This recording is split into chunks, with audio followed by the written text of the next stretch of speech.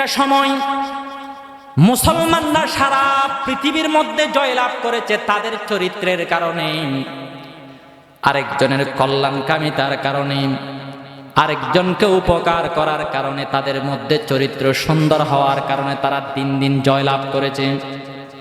একটা সূক্ষ্ম বিষয় বলি, ভালো করে খেয়াল করবেন মুসলমান। আল্লাহ তাআলা কোরআনে কারীমে 114টি সূরা অবতীর্ণ করেছেন। কয়টি? কথা বলতে হবে। কয়টি সূরা?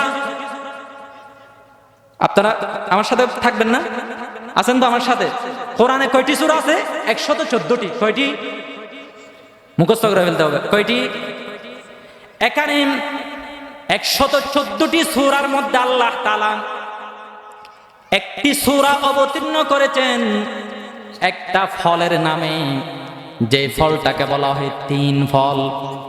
ওয়াত-তিন ওয়াজ-যাইতুন ওয়া তুর সিনিন, এটাকে সূরাতুত তিন বলা হয়। অন্য কোন ফলের নামে আল্লাহ রাব্বুল আলামিন কোরআনের মধ্যে কোন সূরা অবতীর্ণ করে নাই। কেন আল্লাহ তাআলা তিন ফল নামে একটা সূরা অবতীর্ণ করলেন? অনেকে মনে করে মনে হয় তিন ফলটা এটা স্বাস্থ্যকর, এটা মানুষের শরীরের জন্য বেশি উপকারী, ভিটামিন বেশি আছে, এই জন্য আল্লাহ এটার নাম ধরে একটা সূরা অবতীর্ণ করেছেন, এটা অনেকে মনে করে। কিন্তু এটা ভুল ধারণা। একটা ড্রাগন ফলের মধ্যে, একটা আনারের মধ্যে তিন ফল ডুমুর ফলের চেয়েও বেশি ভিটামিন আছে, বেশি স্বাস্থ্যকর এখানে উপাদান আছে। শুধু স্বাস্থ্যের কারণে আল্লাহ তিন নামে সূরা অবতীর্ণ করেন। আবার অনেকে মনে করে ফলটা মনে হয় সুস্বাদু, আমরা খাওয়ার জন্য মনে হয় এই নামে আল্লাহ সূরা অবতীর্ণ করেছেন। না না, আল্লাহ রাব্বুল আলামিন এই ফলটা সুস্বাদু হওয়ার কারণে এটার নামে সূরা অবতীর্ণ করে নাই, বরং আল্লাহ তাআলা এই সূরার নাম ধরে মানব জাতির জন্য একটা বিষয় শিক্ষা দিয়েছেন, যে মানুষের উপকার চাওয়া এটা হলো অনেক বেশি আল্লাহর কাছে মর্যাদাবান। কেমনে? কথা ভালোভাবে খেয়াল করবেন। প্রত্যেকটা ফল গাছের মধ্যে প্রথমে ফুল আসেন, এরপর ফল আসেন। ফুলের মাধ্যমে গাছ নিজেকে সজ্জিত করে নেয়, ফলের মাধ্যমে গাছটা আরেকজনকে উপকার করে। প্রত্যেকটা গাছের থিওরি হলো আগে শেষ বাদে দরবেশ। আগে আমি নিজেকে সাজাবো ফুলের মাধ্যমে, এরপর মানুষকে উপকার করব ফলের মাধ্যমে। কিন্তু পৃথিবীর মধ্যে শুধুমাত্র একটা গাছ আছে, তিন গাছ, ডুমুর ফল গাছ, যেখানে সর্বপ্রথম ফল আসে এরপর ফুল আসে। যেন সে গাছটা বলতেছেন, আমি আগে মানুষকে উপকার করতে চাই ফল দিয়ে, যদি মানুষকে উপকার করতে পারি, এরপরে আমি আমার মধ্যে নিজেকে সজ্জিত করার জন্য ফুল নেব। সুবহানাল্লাহ। কথা বুঝছেন নি? সিয়ন কথা কিন্তু, যে প্রত্যেকটা গাছ প্রথমে চাই আমি নিজে সাজবো, ফুল আসে এরপর ফল আসে। কিন্তু তিন গাছ, এটার মধ্যে প্রথমে ফল আসে, প্রথমে আগে মানুষকে উপকার করে, এরপর নিজে সজ্জিত হওয়ার জন্য ফুল নেয়। আল্লাহ তাআলা এটা বোঝাতে চেয়েছিলেন, তিন ফল যেভাবে সে গাছটা প্রথমে আরেকজনের উপকার করার চিন্তা করে, এরপর নিজে উপকৃত হওয়ার চিন্তা করে, ঠিক তেমনি ভাবে যারা নাকি আরেকজনের উপকার করার চেষ্টা করবে, নিজের স্বার্থ পরে তালাশ করবে, তারা আল্লাহ রাব্বুল আলামিনের কাছে অনেক বেশি মর্যাদাবান হয়। মুসনাদ আহমদ 10,247 নম্বর হাদিসে এসেছে, একজন ব্যক্তি এসে নবী করিম সাল্লাল্লাহু আলাইহি ওয়াসাল্লামকে জিজ্ঞাসা করলেন, ইয়া রাসূলুল্লাহ, মাদ্দীন, ইসলাম ধর্ম কাকে বলেন? রাসূলুল্লাহ সাল্লাল্লাহু আলাইহি ওয়াসাল্লাম বললেন, ইসলাম ধর্ম হলো সুন্দর চরিত্রের নাম। ইসলাম ধর্ম কিসের নাম? সুন্দর চরিত্রের নাম।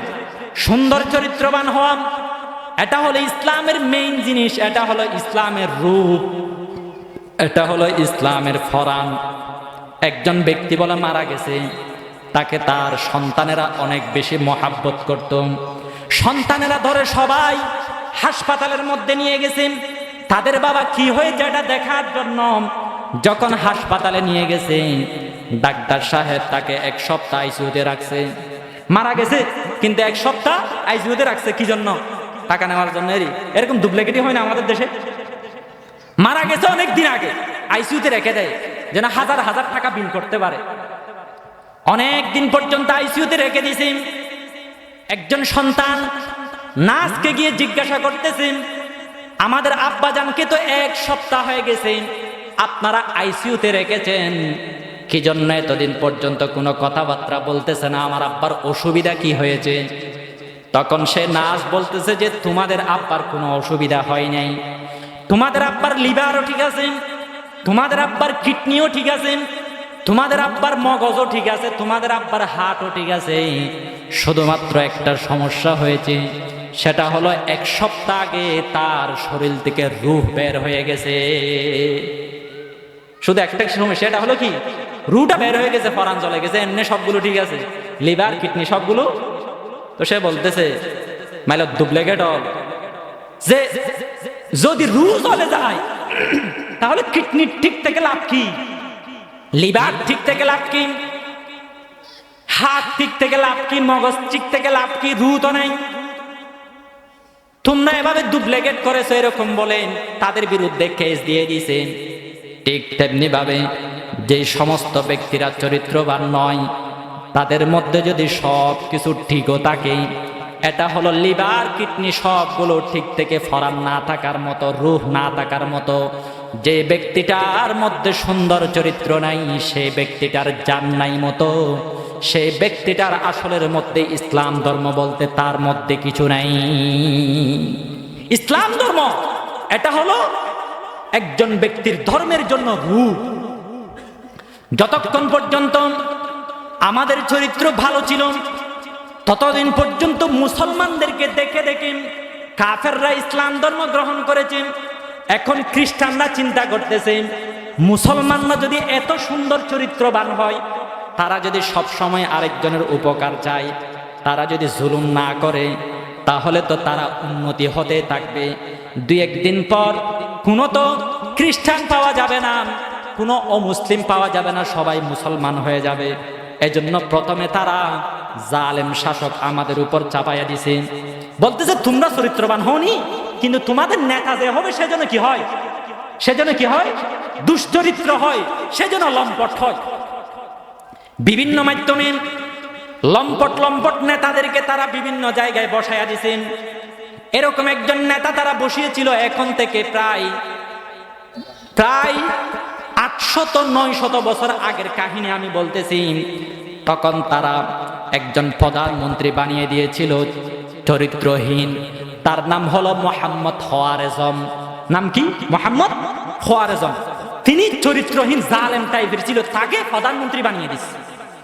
যখন প্রধানমন্ত্রী বানিয়ে দিছি, মানুষ কি করবে, জালেম প্রধানমন্ত্রী তার অনুসরণ করতেছে। এখানে একজন বড় ব্যবসায়ী ছিল, সে ব্যবসা করতে করতে দেশের মধ্যে অনেক বেশি সুনাম অর্জন করেছিল। সে একদিন একজন ব্যক্তিকে প্রধানমন্ত্রীর কাছে পাঠায় কিছু বিষয় পরামর্শ নেওয়ার জন্য। প্রধানমন্ত্রী জালেম হওয়ার কারণে সেই ব্যক্তিটাকে জবাই করে দেয়, কতল করে দেয়, হত্যা করে দেয়। তখন সেই ব্যবসায়ী ব্যক্তি চিন্তা করতেছে, আমরা তো শুনেছি মুসলমানরা অনেক চরিত্রবান হয়, কোনো কারণ ব্যতীত আরেকজনকে হত্যা করে না, আরেকজনকে মারধর করে না। আমি একজন ব্যক্তি পাঠিয়েছি ব্যবসা সম্পর্কে প্রধানমন্ত্রী থেকে পরামর্শ নেওয়ার জন্য, তাকে কেন হত্যা করে দিয়েছে, আরেকজনকে পাঠিয়েছি, তাকেও হত্যা করে দিয়েছে, আবার আরেকজনকে পাঠিয়েছে, তাকেও হত্যা করে দিয়েছে। এভাবে 10 জন সে পাঠিয়েছেন প্রধানমন্ত্রীর কাছে একটু পরামর্শ নেওয়ার জন্য ব্যবসা বাণিজ্য সম্পর্কে। সে সবাইকে হত্যা করে দিয়েছে, মনে করছে তারা হয়তো গুপ্তচর হবে। এরকম আমরা অনেক সময় মনে করে আরেকজনকে আক্রমণ করি না, আসলে তারা ব্যবসা সম্পর্কে একটু তথ্য নেওয়ার জন্য গেছে। কিন্তু সে চরিত্রহীন জালেম হওয়ার কারণে সবাইকে 10 জন সবাইকে হত্যা করে দিচ্ছে। তখন সেই দেশের মধ্যে সবচেয়ে বড় ব্যবসায়ী যে ছিল, সে রাগান্বিত হয়ে গেল।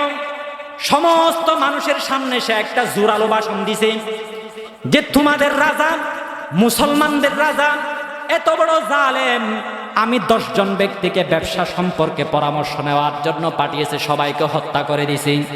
এবার তার বিরুদ্ধে সংগ্রাম করতে হবে, বিদ্রোহ করতে হবে, তোমরা সবাই আমার সাথে আসো। সবাইকে একত্র করছেন। যেই ব্যক্তি, যেই ব্যবসায়ী যার 10 জন ব্যক্তি মুহাম্মদ হওয়ার জন্য হত্যা করেছিল, সেই ব্যক্তির নাম হলো চেঙ্গিস খান। কথা শুনবেন যারা ইতিহাস জানেন, চেঙ্গিস খান, যার কারণে ইসলামের সবচেয়ে বড় ক্ষতি হয়েছে। সে কিন্তু একজন সাধারণ মানুষ ছিল। যখন তার মানুষগুলোকে বারবার প্রধানমন্ত্রী হত্যা করেছে, তখন প্রধানমন্ত্রীর বিরুদ্ধে সে একটা ঐক্যবদ্ধ হয়ে সেই চেঙ্গিস খান মানুষদেরকে নিয়ে মুসলমানদেরকে পতন করে, সে একজন বিধর্মী ব্যক্তি ছিল। সে নিজের রাজত্ব নিয়ে লক্ষ লক্ষ মুসলমানকে কচুকাটা করেছে। মুহাম্মদ হওয়ার জনের চরিত্রহীনতার কারণে একজন চেঙ্গিস খানের আবির্ভাব হয়েছে, একজন হালাকোহানের আবির্ভাব হয়েছে। যুগে যুগে যদি আমরা আমাদের নেতা যদি চরিত্রহীন বানাই, তাহলে বিভিন্ন স্থান থেকে এরকম খারাপ মানুষ উঠে যাবে, যাদের হাতের মাধ্যমে রব্বুল আলামিন জনগণকে কষ্ট দিবেন আমাদের চরিত্রহীনতার কারণে। এজন্য কোনো চরিত্রহীন নেতা বানা যাবে না। নেতা বানাতে হবে এমন ব্যক্তিকে যার চরিত্র সুন্দর, যার আখলাক সুন্দর, যে নামাজ পড়ে, যে রোজা রাখে, যে ইসলামকে কিছুটা হলেও চিনি। ঠিক কিনা? এটা বুঝাতে চেয়েছিলাম আমাদের চরিত্রের অধপতন যেখানে শুরু, সেখানে মুসলমান জাতি কচু কাটা শুরু। মুসলমানরা তখন থেকে অধপতন শুরু। তখন থেকে কাফেররা তারা টার্গেট করেছে আমাদের যারা নেতা হবে তারা যেন চরিত্রহীন হয়, যেন মুসলমানরা কখনো মেরুদণ্ড সোজা করে দাঁড়াতে না পারে। হাদিসে এসেছেন, নবী করিম সাল্লাল্লাহু আলাইহি ওয়াসাল্লাম বলেছেন, আকমালুল মুমিনিনা ঈমানান আহসানুহুম খুলুকা। তোমাদের মধ্যে সেই পূর্ণ ঈমানদার যার চরিত্র পূর্ণ, যার চরিত্র সুন্দর, যার হাইসত সুন্দর, সেই ব্যক্তিটাই তোমাদের মধ্যে সবচেয়ে বেশি পরিপূর্ণ ঈমানদার। আপনি দেখবেন ফল অনুযায়ী গাছকে হিসাব করা হয়। আপনি যদি একটা খন্দুর সারা নেন, তাহলে এটা হয়তো 10 টাকা নেবে, 20 টাকা নেবে একটা খন্দুর সারা, কারণ সেখানে খন্দু ধরবে। আবার কিছু আছে, কিছু গাছ আছে, যেমন ধরেন বনিলালতা নামে একটা গাছ আছে, সেটা যদি আপনি ক্রয় করেন একটা ছোট্ট সারা নেবেন, কিন্তু 10,000 টাকা নেবে, কারণ সেখানে যেগুলো ধরে এগুলো হলো অনেক দামি দামি মশলা জাতীয় জিনিস। আপনি এখানে যেটা ধরবে, যেই ফলটা ধরবেন, সে অনুযায়ী গাছটা মূল্যায়িত হয়।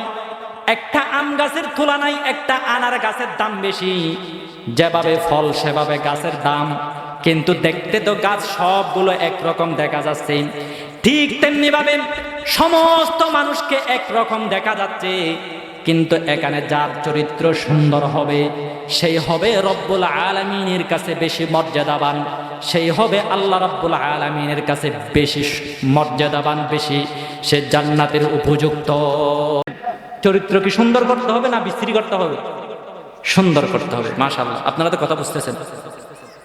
হাদিসে এসেছেন, তিরমিজি 2200 নম্বর হাদিস, ক্বালা রাসূলুল্লাহ সাল্লাল্লাহু আলাইহি ওয়াসাল্লাম, মা মিন শাইইন আসকালু ফি মিজানিল আবদি ইয়াউমাল কিয়ামাতি মিন খুলুকিন হাসান।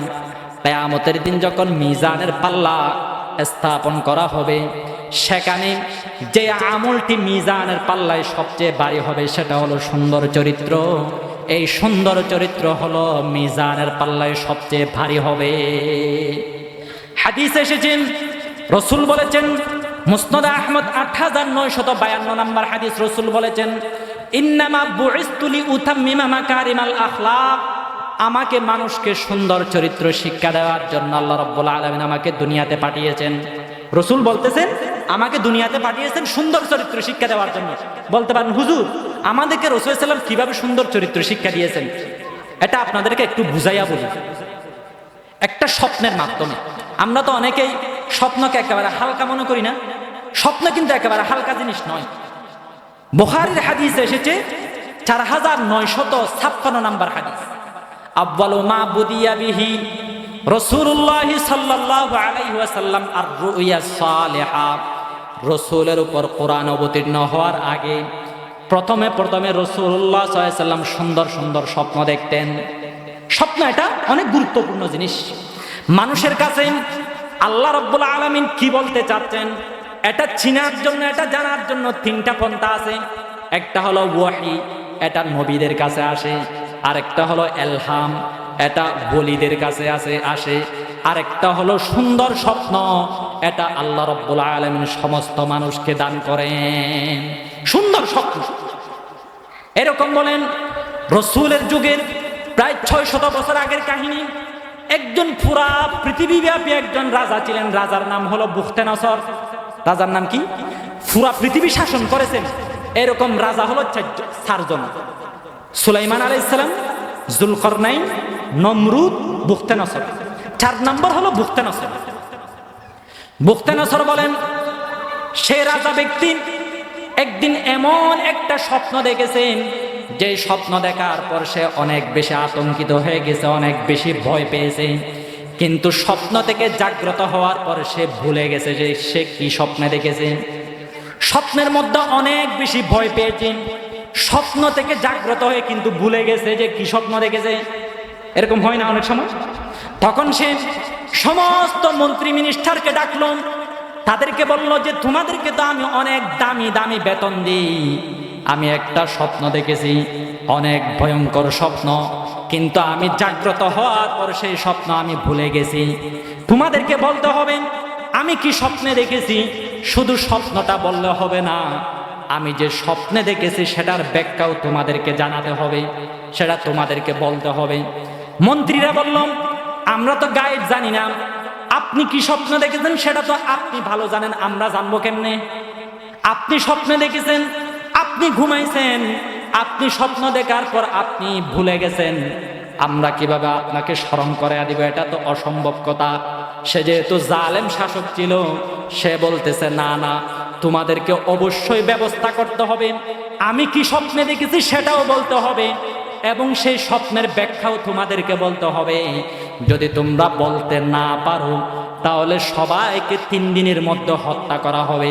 তোমাদেরকে 3 দিন সময় দিলাম, 3 দিনের ভিতর তোমাদেরকে বলতে হবে যে আমি কি স্বপ্নে দেখেছি এবং আমার স্বপ্নের ব্যাখ্যা কি। মন্ত্রীরা তো সবাই একেবারে বেদম হয়ে গেছে, আপনি স্বপ্নে দেখেছেন, আপনি ঘুমাইছেন, আর আমরা বলবো আপনি কি স্বপ্নে দেখেছেন, এটা কিরকম কথা? সবাই আতঙ্ক। কিন্তু প্রধানমন্ত্রী তো, তার তো পুরা পৃথিবীব্যাপী রাজত্ব আছে, তার সে হুমকি দিছে 3 দিনের ভিতর যদি তোমরা বলতে না পারো আমি কি স্বপ্নে দেখেছি তাহলে সবাইকে হত্যা করা হবে। সবাই আতঙ্কের মধ্যে আছেন।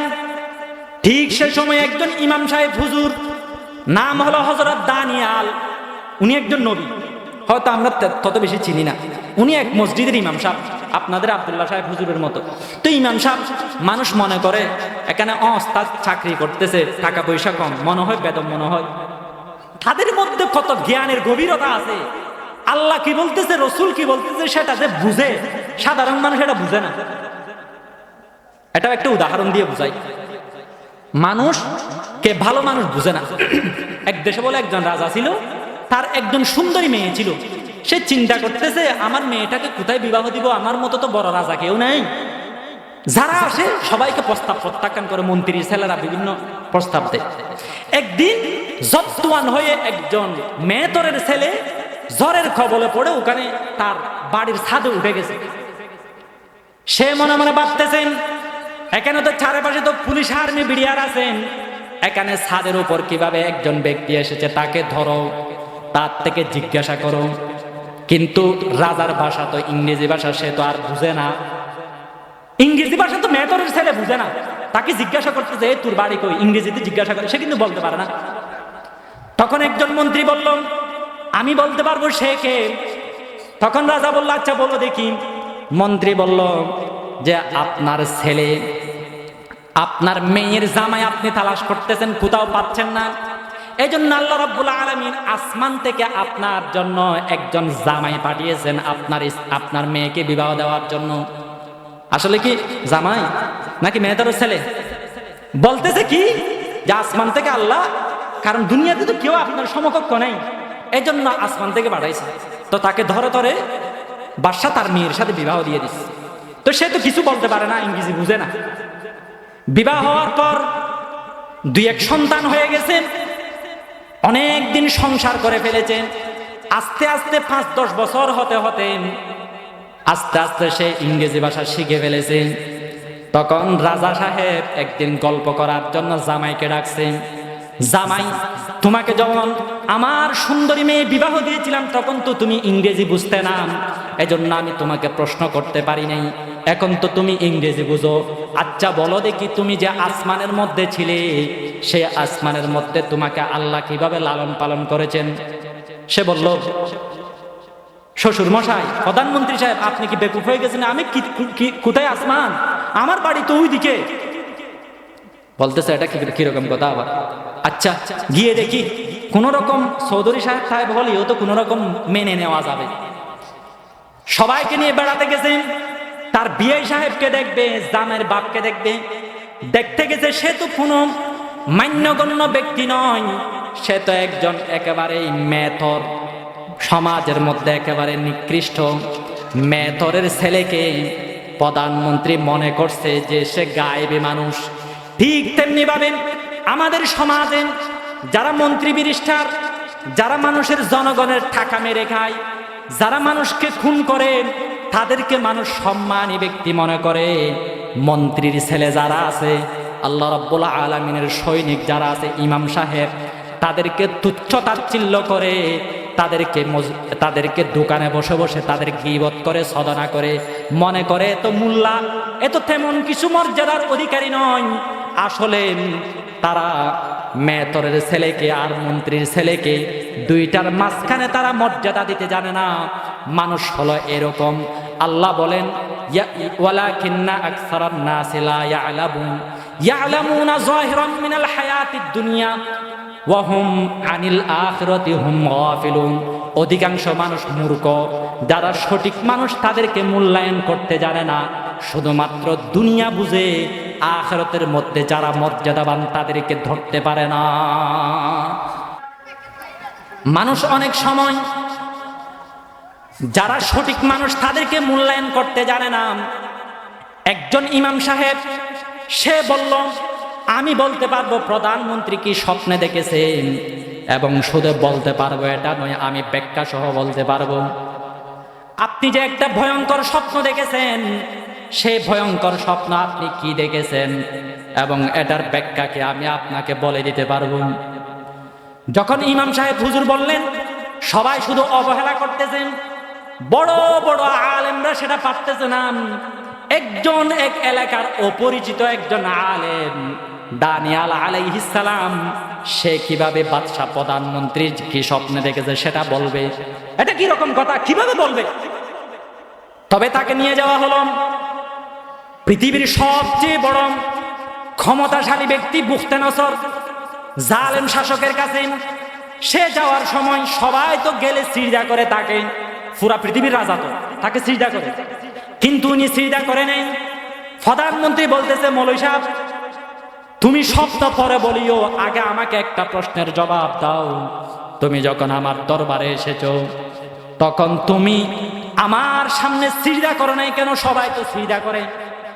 তখন ইমাম সাহেব হুজুর তো চালাক, সে বলতেছে, আমি যদি আপনাকে সিজদা করতাম, তাহলে আল্লাহ আমার সৃষ্টিকর্তা, আমি যাকে পূজা করি, যার ইবাদত করি, সে আমাকে যে জ্ঞান দিয়েছে সেই জ্ঞান উঠিয়ে নিত, এজন্য আমি আপনাকে সিজদা করিনি।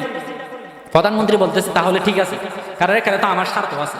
আচ্ছা বলেন, আমি কি স্বপ্নে দেখেছি বলেন? তখন উনি হযরতে দানিয়াল আলাইহিস সালাম বললেন, হে পৃথিবীর সবচেয়ে বড় রাজা বুখতেনসর, আপনি গত সপ্তাহে একটা রাতে আপনি স্বপ্ন দেখেছেন, যে স্বপ্নের মধ্যে একটা বিশাল মূর্তি ভাস্কর্য, আমাদের শেখ মুজিবের ভাস্কর্য আছে না, ভেঙে ফেলছে, ভাস্কর্য বানানো, এটা হলো হারাম। আলেমরা বলেছিল যে এটা পরবর্তীতে অপমানিত হতে পারে। বেশি হাবিল হয়ে এই স্বৈরাচারী শাসক মানুষের জনগণের টাকা মেরে দিয়ে সে শেখ মুজিবের ভাস্কর্য তৈরি করেছিল। আল্লাহ সেই ভাস্কর্যগুলোকে অপমানিত করে শেখ মুজিবের কি তখন সম্মান বেড়েছে না, সম্মান কমছে না? এগুলোর মধ্যে কোনো লাভ নাই। আলেমরা যেটা নিষেধ করে সেটা থেকে বেঁচে থাকা ভালো। স্বপ্নের মধ্যে আপনি বিরাট একটা ভাস্কর্য দেখেছেন, সে ভাস্কর্য মাথা হলো আসমানে আর পা হলো জমিনে, এবং তার এক একটা হাত হলো এক একটা অনেক দূরে দূরে, পূর্ব পশ্চিম পুরা পৃথিবীব্যাপী একটা আপনি ভাস্কর্য মূর্তি দেখেছেন, মানুষের আকৃতি দেখেছেন, এটা দেখতে অনেক সুন্দর। স্বপ্নে দেখেছে আর কি, স্বপ্নে দেখেছেন সেই মূর্তিটার চেহারা হলো স্বর্ণের, বুকটা হলো রূপার, আর পেটটা হলো পিতলের, রানটা হলো লোহার, আর নিচে হলো মাটির, হাঁটুর নিচে হলো মাটির। আপনি চিন্তা করতেছেন স্বপ্নে দেখছে, মানে উনি বলতেছে, ইমাম সাহেব হুজুর দানিয়াল আলাইহিস সালাম বলতেছেন, পয়গম্বর, উনি একজন পয়গম্বর, উনি বলতেছেন আপনি এরকম একটা বিরাট ভাস্কর্য, বিরাট একটা মানুষের প্রতিমা আপনি স্বপ্নের মধ্যে দেখেছেন। তখন সে বলতেছে, হ্যাঁ হ্যাঁ আমি এরকম একটা স্বপ্ন দেখেছি, তবে আমি অনেক আতঙ্কিত হয়েছি, কারণ নিচে তো মাটি, এটা তো যে কোনো সময় এত বিশাল মূর্তি, এটা তো যে কোনো সময় ভেঙে পড়তে পারে, নিচে তো সবাই মারা যাবে। হযরত দানিয়াল আলাইহিস সালাম বলতেছেন, আপনি এরপর স্বপ্নে দেখেছেন একটা ছোট্ট কঙ্কর এসে এই বিশাল মূর্তিটা মানুষের আকৃতির এই মূর্তিটার মধ্যে পড়ে এটা একেবারে একাকার হয়ে গেছে। সব মূর্তিটার স্বর্ণ, রূপা, পিতল, লোহা, মাটি সবগুলো মিশে একটা ঘরের মতো আকৃতি ধারণ করেছে। এটা আপনি স্বপ্নে দেখেছেন। আপনি চিন্তা করতেছেন সামান্য একটা খঙ্করের এত পাওয়ার, এটার কারণে এত বিশাল মূর্তি এটা ভেঙ্গে চুরমার হয়ে গেছে, একটা ঘরের আকৃতি ধারণ করেছে। দেখতেছেন সেখানে কিছু মানুষ প্রবেশ করেছে আর কিছু মানুষ বাহিরে আছে। যদ্দুয়ান হচ্ছে, যদ্দুয়ানের মধ্যে যারা ঘরে প্রবেশ করছে তারাই মুক্তি পেয়েছে, যারা ঘরের বাইরে ছিল তারা ধ্বংস হয়েছে। এভাবে আপনি একটা স্বপ্নে দেখেছেন। প্রধানমন্ত্রী বলতেছে, হ্যাঁ হ্যাঁ এটা আমি স্বপ্ন দেখেছি, কিন্তু এবার আপনি বলেন এই স্বপ্নের ব্যাখ্যাটা কি? এটা বলে আল্লাহ রাব্বুল আলামিন আমাকে কি বুঝাতে চেয়েছেন। প্রধানমন্ত্রী স্বপ্ন দেখেছেন বিশাল এই যে মানুষের মূর্তি, বিশাল যে মানুষের মূর্তি, একটা ছোট্ট কঙ্কর এসে এই মূর্তিটাকে একেবারে তছনছ করে দিয়ে একটা সুন্দর ঘরে রূপান্তরিত করেছে। এটা তো অনেক আতঙ্কের একটা স্বপ্ন, কিন্তু এই স্বপ্নের ব্যাখ্যাটা অনেক সুন্দর। দানিয়াল আলাইহিস সালাম বললেন, আমি আপনাকে স্বপ্নের ব্যাখ্যা করবে একটা শর্তে। সেই শর্তটা হলো আপনি যে মানুষদের উপর জুলুম করেন, নির্যাতন করেন, এটা আপনি করতে পারবেন না। এটা যদি আমাকে লিখে দেন, লিখিত আকারে যদি আপনি ওয়াদা করেন যা আপনি মানুষকে জুলুম করবেন না, তাহলে আমি আপনার স্বপ্নের ব্যাখ্যাটা জানাইয়া দেব। আপনি যে দেখেছেন বিরাট একটা মূর্তি, এখানে একটা ছোট্ট কঙ্কর পড়ে এই মূর্তিটা তছনছ হয়ে একটা সুন্দর ঘরের আকৃতি ধারণ করেছে, এটার অনেক সুন্দর ব্যাখ্যা আছে, কিন্তু ব্যাখ্যাটা আমি আপনাকে বলার জন্য শর্ত হলো আপনি আর জীবনে কারো উপর জুলুম করতে পারবেন না। এই জালেম শাসক সে বলতেছে জুলুম করা এগুলো তো আমার হাস্য, এগুলো তো আমি ছাড়তে পারবো না, তবে বর্তমান যারা জেলখানায় আছে সবাইকে আমি মুক্ত করে দেব। দানিয়াল আলাইহিস সালাম বললেন, এটাও তো ঠিক আছে, কমাস কম যারা এখন জেলখানায় আছে তারা যদি বের হয়ে যায় এটা ঠিক আছে। ঠিক আছে, আমি আপনাকে ব্যাখ্যা দিচ্ছি। এটার ব্যাখ্যা হলো বর্তমান পৃথিবীটা 5 ধাপে বিভক্ত।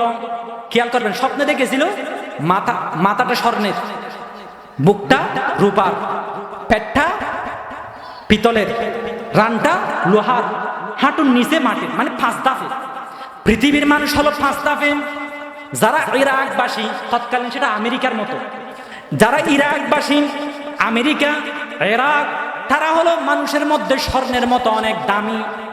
দ্বিতীয় নম্বর যারা চীন জাপানের আছে তারা হলো রূপার মতো, তারা দ্বিতীয় স্তরে। এরপর যারা নাকি আরব দেশ আছে তারা হলো পিতলের মতো তৃতীয় স্তরে মানব জাতির মধ্যে। এরপর যারা হাবশা দেশের মধ্যে আছেন, নাইজেরিয়া, বিভিন্ন কালো মানুষের দেশ যেগুলো আছে এগুলো হলো চতুর্থ স্তরে। এটা হলো কারণ লোহা দেখেছে, এটার ব্যাখ্যা চতুর্থ স্তরে। আর যে আপনি হাঁটুর নিচে যে মাটি দেখেছেন এটার ব্যাখ্যা হলো মানুষদের মধ্যে সবচেয়ে নিম্নমানের হলো যারা শ্রমিক টাইপের আছে, যারা দিনমজুরে কাজ করে, কিন্তু সমস্ত মানুষের নির্ভর হলো সেই দিনমজুরি ব্যক্তিদের উপর, কিন্তু তাদেরকে কোনো সম্মান নেই। পৃথিবী তখন কোনো সম্মান ছিল না, এটা রসুলের জন্মের 600 বছর আগে। তখন দিনমজুরি যারা করেন তাদেরকে নির্যাতন করা হতো, তাদেরকে কোনো কারণ ব্যতীত জবাই করা হতো। একটা ময়দানে দিন মজুরি যারা করে তাদেরকে জবাই করে যারা ধনী তারা উৎসব পালন করত, তারা তীর নিক্ষেপ করে করে উৎসব পালন করত। এভাবে পুরা পৃথিবী 5 ভাগে বিভক্ত হয়ে আছেন। যারা ইরাক দেশে আছে, যারা আমেরিকায় আছে, তারা অন্য দেশের সাথে আপোষ করে না, আরেক দেশেররা আরেক দেশের সাথে আপোষ করে না। যার বতে তেতে সবাই একজন আরেকজনের সাথে মিশে না। কিন্তু কিছুদিন পর এমন একজন নবীর আবির্ভাব হবে, যে নবী আসার পর মানুষের মধ্যে যে উঁচু নিচু আছে সবগুলো ভেঙ্গে সবাই এক প্রাণ এক দেহের মতো হয়ে যাবে। আপনি যে দেখেছেন একটা খঙ্কর এসে যে পুরা মূর্তিটা ভেঙ্গে দিছে, সেই খঙ্করটার ব্যাখ্যা হলো শেষ নবী হযরত মুহাম্মদুর রাসূলুল্লাহ সাল্লাল্লাহু আলাইহি ওয়াসাল্লাম। উনি একটা এতিম পরিবার থেকে জন্মগ্রহণ করবে, কিন্তু উনি এসে পৃথিবীর পুরা সিস্টেম এটাকে ভেঙ্গে চুরমার করে দিয়ে সবাইকে এক কাতারে দাঁড় করিয়ে দিবে। এক সব মেকারে হু গয়ে মাহমুদ আয়াস, নকুই বন্দার হা নকুই বন্দা নওয়াজ। ইসলামের মধ্যে সিস্টেম হলো এরকম, এক কাতারে সবাই দাঁড়িয়ে যাবে, কোনো হিংসা বিদ্বেষ নাই। কে ধনী কে গরিব, কে চৌধুরী সাহেব আর কে সাশি সাহেব, উভয়টার মাঝখানে কোনো পার্থক্য নাই। যদি পার্থক্য করেন তাহলে আপনার জন্য ইসলাম নয়, আপনার জন্য হলো জাহান্নাম অবধারিত। দলিল নেন, হাদিস এসেছেন আবু দাউদ 4090 নম্বর হাদিস।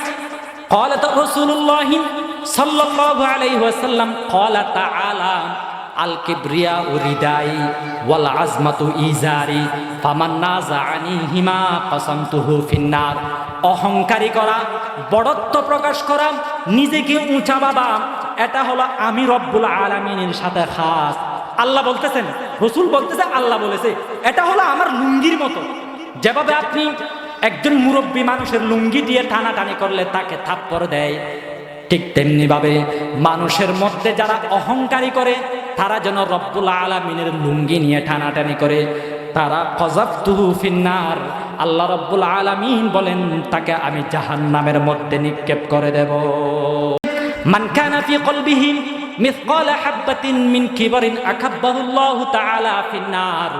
যার অন্তরে এক যর্রা পরিমাণ, একটা ছোট্ট পিঁপড়া পরিমাণও যদি অহংকারী থাকে, আল্লাহ রাব্বুল আলামিন বলেছেন আল্লাহ তাআলা তার চেহারাকে নিম্নমুখী করে তাকে জাহান্নামে নিক্ষেপ করবে। এই ইসলাম আমাদেরকে শিক্ষা দিয়েছে অহংকারী ত্যাগ করে সবাই ভাই ভাই হয়ে মিলেমিশে থাকার জন্য। একটা মসজিদ ছিল বলে, এটা মন্ত্রীদের মসজিদ, এরকম ওখানে ঢাকা গুলশান বিভিন্ন ইয়ার মধ্যে আছে না মন্ত্রীদের মসজিদ। তো একদিন সেখানে একজন গোলাম কোথাও যাচ্ছিল আর কি, সেখানে ঢুকে গেছে। তো সে যেহেতু প্রথমে ঢুকেছে, প্রথম কাতারে একেবারে ইমাম সাহেব হুজুর, ইমাম সাহেব সোজা সোজা সে কি করছে, বসছে। তখন মন্ত্রী একজন আসছে, তাকে পিছনের কাতারে দিছে, আর কিছু আসছে, তাকে পিছনের কাতারে দিছে। এভাবে আর্মিরা আসছে, বিডিআররা আসছে, তাকে আরেক পিছনের কাতার, এভাবে করতে করতে তাকে একেবারে মসজিদের বাহির করে দিছে। ইমাম সাহেব হুজুর আল্লাহু আকবার বলেন, উনি নামাজ শুরু করে দিয়েছেন, রুকুতে গেছেন, সিজদায় গেছেন। যখন বলে সিজদায় গেছেন, তখন সেই যে গোলাম যাকে অবহেলা করে মসজিদ থেকে বের করে দেওয়া হয়েছে, সে আল্লাহর কাছে দোয়া করতেছে, আল্লাহ আপনার বান্দারা সবাই সিজদা করতেছেন, আমি একটু এসেছিলাম প্রথম কাতারে সিজদা করার জন্য, কিন্তু তারা অহংকারী হয়ে তারা আমাকে প্রথম কাতারে থাকার অনুমতি দেয় নাই। আল্লাহ যেভাবে তারা সিজদা করতেছে, এই মসজিদকেও আপনি তাদের উপর সিজদা করায়া দেন। মসজিদকেও তাদের উপর কি করে দেন, মসজিদে একেবারে সিজদা করছে, ভেঙ্গে ছাদ ভেঙ্গে একেবারে সবাই সেখানেই মারা গেছে। এজন্য হাদিস এসেছেন, রাসূল বলেছেন আল মুআজামুল আওসাত 5756 নম্বর হাদিস, রাসূল বলেছেন সালাসুন মুহলাকাত, তিনটা জিনিস মানুষকে ধ্বংস করে দেয়। কয়টা জিনিস? শুহুন মুতাউন, যারা কৃপণ অথচ তাদের দায়িত্ব আছে, যারা দায়িত্বশীল হওয়া সত্ত্বেও কৃপণ। ওয়া হাওয়ান মুত্তাবাউন, যারা মন মতো চলে, ওয়া আজাবুল মারই বিনাফসিহি, যারা অহংকারী করে এই অহংকারই হলো মানুষের জন্য পতনের মূল। অহংকারী এটা কি? মানুষের জন্য অহংকারী, এটা তো হারাম, এটা তো গুনাহ। অহংকারের স্থায়ী এটাও গুনাহ, মানে নিজেকে সরস মনে করা, আরেকজনকে নিচু মনে করা, এটা মানে একটু একটু অন্তরে আসে, এটাও গুনাহ। একদিন বলে ইউসুফ আলাইহিস সালাম ছোট থাকতে আর কি একটা কূপে পানি খাওয়ার জন্য গেছে, তো পানি এভাবে খুশি নিছে, নেওয়ার সময় এখানে পানির মধ্যে নিজের চেহারা দেখতেছে, নিজের চেহারা মনে মনে ভাবতেছে আমি তো অনেক সুন্দর, আমি যদি একজন গোলাম হতাম আমাকে মানুষ মনে হয় অনেক কোটি কোটি টাকা দিয়ে ক্রয় করবে। আল্লাহ রাব্বুল আলামিনের বলে সেটা পছন্দ হয় নাই। কিছুদিন পর ভাইয়েরা ষড়যন্ত্র করেন, হযরতে ইউসুফ আলাইহিস সালামকে কিডন্যাপ করছে। কিডন্যাপ করেন, প্রথমে একটা কূপে ফেলে দিয়েছিল, এখান থেকে তুলে আবার ব্যবসায়ীদেরকে একেবারে সস্তা মূল্যে বিক্রি করে দিয়েছেন।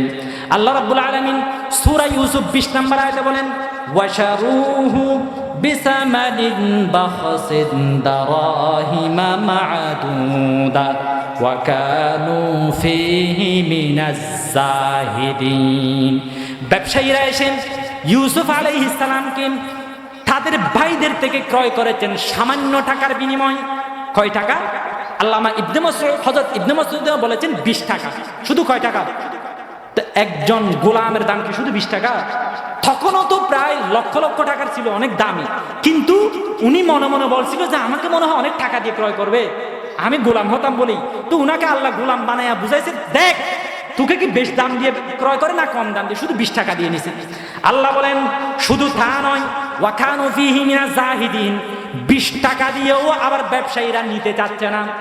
জাহেদ মানে নিতে না চাওয়া। তাফসীর মাযহারিতে ব্যাখ্যা এসেছে 20 টাকা সেটাও অনেক খরচ সারিং করে ভাইয়েরা, না 20 টাকা দিতে হবে, অবশ্যই দিতে হবে, এরকম ভাবে তারা নিয়েছে, কারণ ব্যবসায়ীরা 20 টাকা দিয়েও নিচ্ছে না।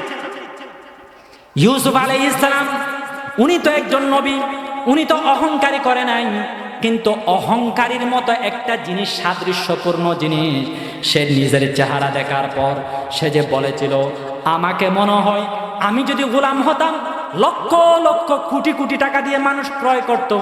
এই কথাটা সামান্য বিষয়টা অন্তরে আসার কারণে একজন নবীকে আল্লাহ 20 টাকা দিয়ে বিক্রি করে আল্লাহ দেখাইছেন যে নিজেকে সরস বাপার কোনো উপায় নাই, নিজেকে সরস বাপলে এরকম মুসিবতে পড়তে হয়। এজন্য অহংকারী করা যাবে। অহংকারী নিজেকে আরেকজনের চেয়ে উঁচু, আরেকজনকে ছোট মনে করা যাবে না। হাদিস এসেছেন বুখারী শরীফের হাদিস 20 নম্বর হাদিস, ইখওয়ানুকুম খুওয়ালুকুম জাআলাহুমুল্লাহু তাহতা আইদিকুম, তোমাদের যারা চাকর বাকর আছে, তোমাদের যারা কাজ কাম করে দেয়, তারা হলো তোমাদের ভাই, তাদেরকে তোমরা নিচু মনে করবে না, তাদের সাথে দুর্ব্যবহার করবে না, তাদেরকে কোনো কঠিন কাম দিবে না, যদি কঠিন কাম দাও তাদের সাথে সহযোগিতা করবে, তাদেরকে তোমাদের খাবার থেকে খাবার দাও, তোমাদের পরিধানের কাপড় থেকে কাপড় দাও, যারা তোমাদের অধীনস্থ তাদেরকে নিচু মনে করার কোনো অপশন নেই।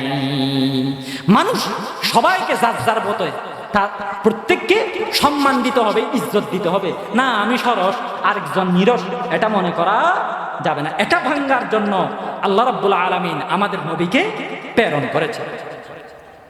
হাদিস এসেছেন নবী করিম সাল্লাল্লাহু আলাইহি ওয়াসাল্লাম বলেন আকসারু মা ইউদখিলুন নাসাল জান্নাতা তাকওয়াল্লাহ ওয়া হুসনুল খুলুক, মানুষ বেশিরভাগ সময় তারা তাকওয়া, আল্লাহ ভীরুতা এবং সুন্দর চরিত্রের কারণে তারা জান্নাত লাভ করে। অতএব সুন্দর চরিত্র নিজের মধ্যে লালন করতে হবে, অহংকারী করা যাবে না, নিজেকে সরস আরেকজনকে নিরস মনে করা যাবে না, আরেকজনের কল্যাণকামিতা এটার প্রয়োজন আছে, আরেকজনকে উপকার করার চেষ্টা করতে হবে। সুন্দর চরিত্র এটার অনেক বেশি মর্যাদা। সুন্দর চরিত্র মানে কি? তিরমিজি শরীফ 2005 নম্বর হাদিসে এসেছে যে সুন্দর চরিত্র এগুলোর অনেক ব্যাখ্যা আছে। 3টে জিনিস আমরা সংক্ষেপে বলতে পারি। হাদিসের বিভিন্ন ব্যাখ্যা এসেছে প্রায় 45টি হাসলতকে সুন্দর চরিত্র বলা হয়। তো এগুলো তো বলা যাবে না, এগুলো বললে তো ফজর হয়ে যাবে। তিনটা, সবগুলোর সারাংশ হলো তিনটা। এক নাম্বার বস্তুল ওয়াজিহি, হাস্যোজ্জ্বল চেহারা, সুন্দর কথা বলা। আমাদের উমর হুজুর দেখেন না, আরেকজন মানে কত সুন্দর, এমনি দেখলেই মানে ওনার সাথে সাক্ষাৎ করলে মানুষ তার সাথে মহাব্বত না করে পারবে না। মানে এরকম মানুষ এরকম হতে হবে, মানে হাসি খুশি। বিজ্ঞানীরা বলতেছেন, আমেরিকার মধ্যে একটা গবেষণা হয়েছে, অধিকাংশ মানুষ তারাই ধনী হয় যারা সব সময় হাসি খুশি থাকতে পারে, নিজের মধ্যে টাকা পয়সা নাই কিন্তু সেটা কারো কাছে প্রকাশ করে না। যারা নাকি সব সময় নিজের মধ্যে হাজারো বেদনা, হাজারো দুঃখ থাকা সত্ত্বেও সেই দুঃখগুলোকে অন্তরের মধ্যে ছাপা দিয়ে হাসি খুশিতে থাকতে পারে, তারাই একমাত্র পৃথিবীর মধ্যে বড় লোক হয়, ধনী হয়। এটা বলেছে বিজ্ঞানীরা। রাসূল বলেছেন, লা তাহকিরান্না মিনাল মা'রুফি ওয়ালাউ আন তালকা আখাকা বিওয়াজহিন তালিক। এটা হলো সহিহ মুসলিম 2626 নম্বর হাদিস, যে তুমি কোনো সওয়াবের কাজকে ছোট মনে করবে না। আরেকজনের সাথে যে তুমি হাসি খুশি কথা বলতেছো, এটাও আল্লাহর কাছে অনেক বেশি মর্যাদাবান, এটাকে ছোট মনে করিও না। সুন্দর চরিত্রের 1 নম্বর জিনিস হলো এটা, যে হাসি খুশিতে থাকা। 2 নম্বর জিনিস, মানুষকে উপকার করা। মানুষকে কি করা? মানুষকে উপকার করা। হাদিসের মধ্যে এসেছেন সহিহ মুসলিম 2699 নম্বর হাদিস, قال رسول الله صلى الله عليه وسلم والله في عون العبد ما كان العبد في عون اخيه। আপনি যদি আরেকজনকে উপকার করেন, রব্বুল আলামিনও কিয়ামতের দিন আপনার উপকার করবেন। আপনি যদি আরেকজনের উপকার করেন, আল্লাহও আপনার উপকার করবে। এখন তো মানুষ উপকার করার ভান ধরে আরো ক্ষতি করে, এরকম আছে না হাজার হাজার। একজন বলে ব্যক্তি, তাকে মানুষ মানে একজন ধরে ফিটাচ্ছে, তো দুস্থ আসছে, তার এভাবে হাত ধরে থাকছে। তা হাত যখন ধরে থাকছে, তাকে আরো তার দুশ্মন খুব ফিটা দিছে। তো দুস্থ বলতেছে, দুস্থ আমি না তুই দুস্থ, তুই না আমার দুস্থ, আমরা তো একজন আরেকজন দুস্থ, তুই আমার এভাবে হাত ধরে থাকছিস কেন? সে বলতেছে, তুই কি জানোস না দুস্থ মানে কি? দুস্থ মানে কি ধরে থাকা? দুঃখে সুখে হাত ধরা। এই জন্য আমি তোর কি ধরে থাকছি? হাত ধরে থাকছে। তো এরকম কিছু মানুষ আছে যে লাভ করার ভান ধরে অপব্যাখ্যা করে আরেকজনকে গাড়াতে ফেলতে চায়। যারা আরেকজনকে গাড়াতে ফেলতে চায়, আল্লাহ তাদেরকে গাড়ার মধ্যে ফেলে দেয়। আরেকজনের উপকার যদি আপনি করেন, আল্লাহ তাআলা আপনার উপকার করবেন। বাজলুল মারুফ, এটা হলো চরিত্রের 2 নাম্বার। 1 নাম্বার হলো হাস্যোজ্জ্বল চেহারা, হাসি খুশি কথা বলা। 2 নাম্বার হলো আরেকজনের উপকার করা। আরেকজনে কি করা? হিংসা বিদ্বেষ করা যাবে না। একজন আলেম বলে, স্বপ্নে দেখতেছে যে সে জাহান্নামে গিয়েছে, দেখতেছে এখানে জাহান্নামীরা কোথায় কোথায় থাকে, সব জায়গায় দেখতেছে। আর কি তো বাংলাদেশিরা কোথায় আছে দেখতেছে, এখানে সব জাহান্নামীদের সব গ্রাম, এখানে 2জন 3জন ফেরেশতা আছে। যদি এখানে উঠে যায়, তাহলে তাকে ধাক্কা মেরে যেন কি করতে পারে, জাহান্নামে আবার ফেলে দিতে পারে। কিন্তু দেখতেছে বাংলাদেশিরা যে জাহান্নামে যায়, সেখানে একজন ফেরেশতাও নেই। কেউ উঠতে চাইলে যেন ধাক্কা দিয়ে ফেলে দেয়, এরকম কোনো কি নেই ফেরেশতা। সে চিন্তায় পড়ে গেল যে এরকম কেন অবস্থা, সব জায়গায় ফেরেশতারা আছে, কেউ উঠতে চাইলে ধাক্কা দিয়ে ফেলে দিবে, কিন্তু বাংলাদেশিদের জাহান্নামে কোনো কি নাই কেন, ফেরেশতা নাই কেন? তারা কি উঠতে চায় না? দেখতেছে না, তারা উঠতে চায়, ঠিক আছে। যখন উঠতে চায়, ফেরেশতার প্রয়োজন হয় না, 5-6 জন ধরে তাকে টেনে নামে ফেলে। 5-6 জন ধরে কি এই আমাদেরকে রেখে তুই কিভাবে উঠবি? মানে একজন উঠতে চাচ্ছে, একজন মুক্তি পেতে চাচ্ছে, তাকে মুক্তি পেতে দেয় না। এটা হলো আমাদের বাংলাদেশের চিত্র। একজনের উন্নতি হোক, এটা কেউ সহ্য করে না। হাসদ করা যাবে না, হিংসা করা যাবে না। রাসূল বলেছেন, ইন্নাল হাসাদা ইয়াকুলুল হাসানাত কামা তাকুলুন নারুল হাতাবা। যেভাবে আগুন লাকড়িকে খেয়ে ফেলে, ঠিক তেমনি ভাবে হিংসা বিদ্বেষ, আরেকজন যে উন্নতি করতেছে এটার কারণে জ্বলে পুড়ে ছাই হয়ে যাওয়া, এটাও তার সমস্ত আমলকে বরবাদ করে দেয়। এজন্য আরেকজনের উপকার করার চিন্তা করতে হবে। 3 নাম্বার, 1 নম্বর বললাম হাস্যোজ্জ্বল চেহারায় নিয়ে থাকা, 2 নম্বর আরেকজনের উপকার করা, 3 নম্বর কাফুল আযা, আরেকজনকে কষ্ট না দেওয়া। কি না দেওয়া? হাদিসে এসেছেন বুখারী শরীফ 2 নম্বর হাদিস, ক্বালা রাসূলুল্লাহ সাল্লাল্লাহু আলাইহি ওয়াসাল্লাম আল মুসলিমু মান সালিম আল মুসলিমুনা মিন লিসানিহি ওয়া ইয়াদিহি, প্রকৃত মুসলমান তো সে যার হাত দ্বারাই, যার জুবান দ্বারাই আরেকজন মুসলমান কষ্ট পায় না। আপনার হাত দ্বারাই, আপনার জিহ্বা দ্বারাই যদি অন্য একজন মুসলমান কষ্ট পায়, হাদিসে এসেছে আপনি প্রকৃত মুসলমান নয়। আপনি নামাজ পড়লেও, আপনি ইবাদত করলেও আপনি প্রকৃত মুসলমান হতে পারবেন না। যারা প্রকৃত মুসলমান তাদের জুবানে, জিহ্বায় এবং হাতের মাধ্যমে কেউ কষ্ট পায় না। বুখারী শরীফ 13 নম্বর হাদিসে এসেছে, ক্বালা রাসূলুল্লাহ সাল্লাল্লাহু আলাইহি ওয়াসাল্লাম, লা ইউমিনু আহাদুকুম হাত্তা ইউহিব্বা লিআখিহি মা ইউহিব্বু লিনাফসিহি। নিজের জন্য যা পছন্দ করো তা আরেকজনের জন্য যতক্ষণ পর্যন্ত পছন্দ করো নাই, ততক্ষণ পর্যন্ত তুমি প্রকৃত ঈমানদার, তুমি আল্লাহর কাছে হতে পারবে না। ধরেন আপনি চান আপনার সন্তানটা উন্নতি করুক, তাহলে আরেকজনের সন্তান উন্নতি হলে আপনার জ্বলবে কেন? আপনি যেভাবে চান আমার সন্তান উন্নতি হোক, আরেকজনের সন্তানও যেন উন্নতি হোক। আপনি চান আমার মেয়ে আরেকজনের ঘরে ভালো থাকুক, তাহলে আপনি আরেকজনের মেয়েকে আপনার ঘরে কষ্ট দেবেন কেন? আপনি যদি চান আমার সন্তান লেখাপড়ায় ভালো হোক, তাহলে আরেকজন লেখাপড়ায় ভালো হলে আপনার জ্বলবে কেন? আপনি চান আপনার সন্তান একটা ভালো চাকরি পাক, আরেকজনের সন্তান ভালো চাকরি পেলে আপনার জ্বলবে কেন? আপনি নিজের জন্য যা পছন্দ করেন তা আরেকজনের জন্য যদি তা পছন্দ করতে না পারেন, রাসূল বলেন তুমি পরিপূর্ণ ঈমানদার হতে পারবেন। এটা কিরকম কথা? ইমাম গজালি বলতেছেন, হাদিসটা আমি অনেকদিন পর্যন্ত বুঝি নাই, বুঝেছি একজন কৃষক ব্যক্তি থেকে। ইমাম গজালি রহমতুল্লাহ আলাইহি মাত্র 16 বছর বয়স, উনি দেশের যেটা কেন্দ্রীয় মসজিদ সেটার খতিব সাহেব, গুড়া হুয়া 16 বছর কিন্তু উনি খতিব সাহেব।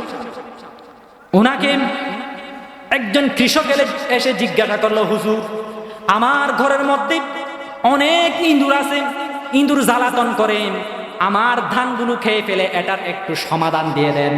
হুজুর বলল, এটা তো আমার থেকে সমাধান নেওয়ার প্রয়োজন নাই, আপনি তো 2-1টা বিড়াল লালন পালন করলে এমনিতেই ইঁদুরগুলো চলে যাবে। 2-1টা বিড়াল লালন পালন করলেই তো হয়, এটা কি মশলা জিজ্ঞাসা করতে হয় হুজুর থেকে? তখন সে কৃষক ব্যক্তি বলতেছে, না না হুজুর, আপনি যেটা বুঝেছেন সেটা আমি বুঝি নাই এরকম নয়, কিন্তু আমি চিন্তা করতেছি আমি আমার ঘরে ইঁদুর না থাকুক এটা যেভাবে আমি চাই, আরেকজনের ঘরেও ইঁদুর না থাকুক এটা আমি চাই। আমি নিজের জন্য যা ভালো মনে করি আরেকজনের জন্য তা ভালো মনে করি। আমি যদি বিড়াল আনি, আমার বিড়ালের মিয়াও মিয়াও শুনে সেই ইঁদুরগুলো আরেক বাড়ির মধ্যে চলে যাবে। যতদিন পর্যন্ত আমি নিজের জন্য বিড়াল ক্রয় করার সাথে সাথে আমার পাশের বাড়ির জন্য বিড়াল ক্রয় করতে পারি নাই, ততদিন পর্যন্ত আমি বিড়াল ক্রয় করব না। সুবহানাল্লাহ, এটা হলো মুসলমানদের চরিত্র। ইমাম গজালি বলেন, উনার সেই কথা শোনার পর বুখারী শরীফ 13 নম্বর হাদিসের ব্যাখ্যা বুঝতে আর বাকি রইল না। রাসূল যে বলেছেন তুমি নিজের জন্য যা পছন্দ করো তা আরেকজনের জন্য পছন্দ করবে, নিজের জন্য যা পছন্দ করো তা আরেকজনের জন্য পছন্দ করবে, না হয় তুমি প্রকৃতপক্ষে ঈমানদার হতে পারবে না। এটা বুঝাতে চেয়েছিলাম সুন্দর চরিত্র হলে 3টা জিনিসের সমষ্টিগত বিষয়।